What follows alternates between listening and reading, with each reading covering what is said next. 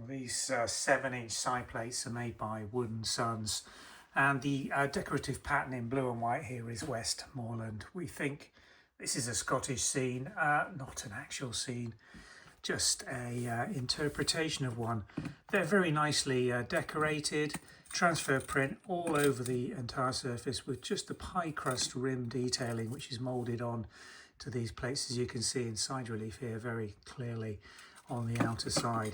The glaze is very nice on the front of all these three side plates.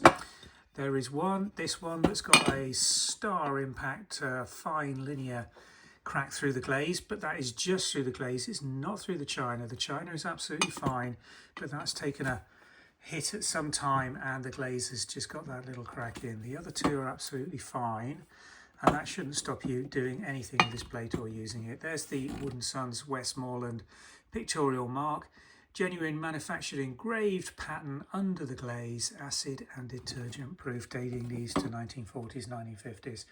A rare set of 3 side plates. We do have saucers and teacups in the Westmorland that's coming through, but the numbers didn't match at all, so we've decided to split them and not sell them as trios, because we think these will be for the replacement market, individual sales, rather than people looking to buy them as sets for the teacup market.